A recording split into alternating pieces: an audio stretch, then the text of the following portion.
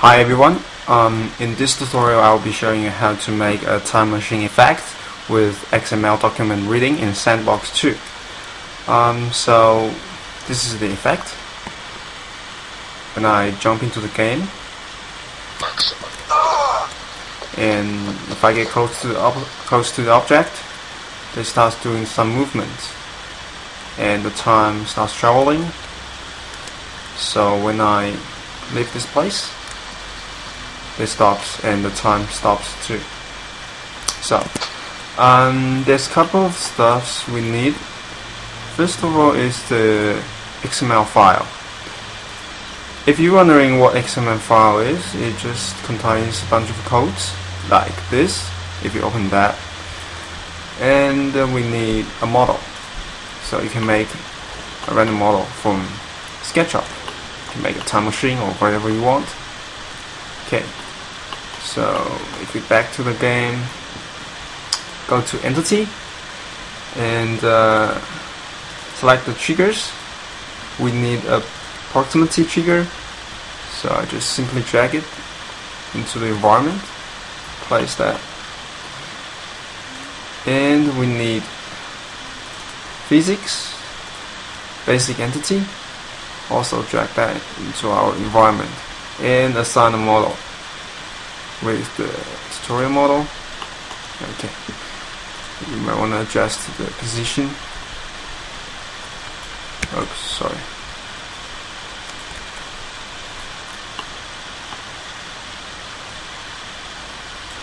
Should be minus 90. Alright, that looks good.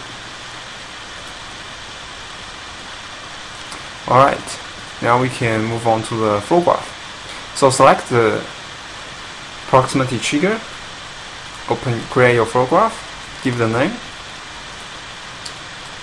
and okay, now we have to add the selected entity, which is the proximity trigger, and then we can add a node called XML open document. So this opens the XML file, and then add a node called XML get root. Line them up, and then add a node called XML get child. Okay, get child. And if you look at the XML codes, and this actually is the child environment, and the data will be the child too, and as well as the tag.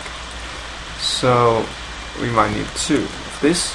So I go Control C, Control V, and then we add another node, XML get child at. So this will get the value from the XML document. So the last thing we need is the XML get value, and then we want the value to be shown on our screen. So we add a node HUD, show HUD message, and link them up. So when we enter this area, it triggers this and all of them.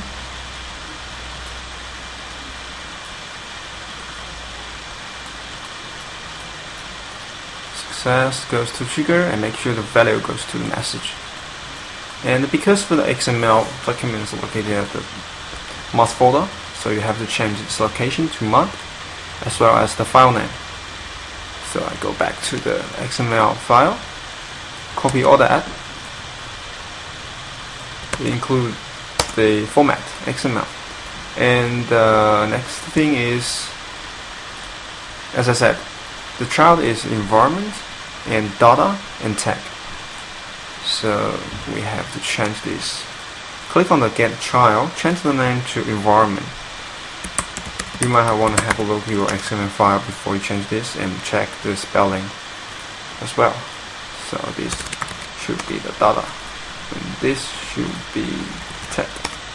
And because of the index equals 1, that means this, the time message.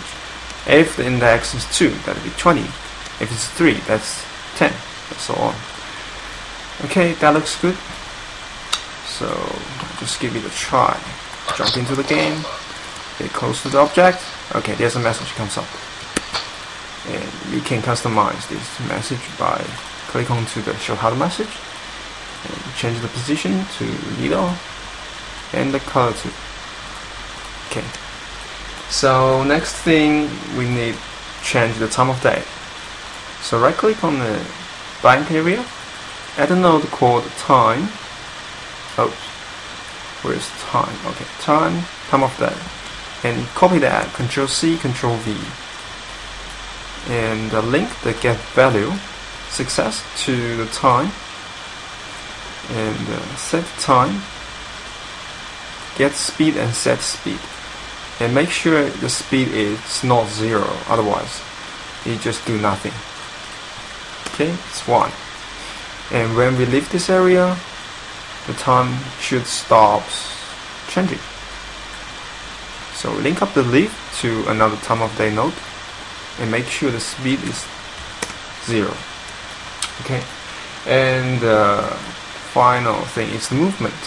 We want to assign some movements for this object. So I'm just copy this. I need 4 of them. So 1, 2, 3, 4. Okay.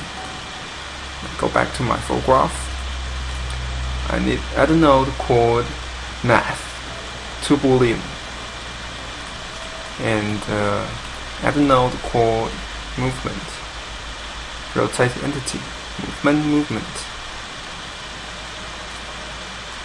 And because there's 4 objects, so we need 4 of this, and assign a speed for them.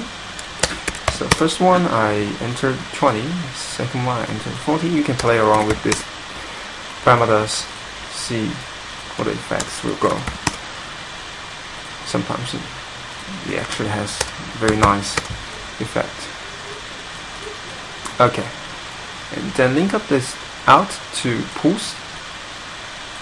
Do that for each of these, and then assign the entity. Okay, I select the first one, assign the entity, second one, third, and the last one. And then the final thing is, when we enter this area, it triggers this true boolean to trigger this movement, and when we leave this area, it goes to true. Because this is pulsed, that's why I make it opposite way. Okay, now I can give it a try. Okay, when I enter this area, these rings are rotating, and there's a message comes up, time is traveling, and when I leave, it stops. Okay, I will post up my photograph at the end of this tutorial, and I hope you enjoy this tutorial. Thank you.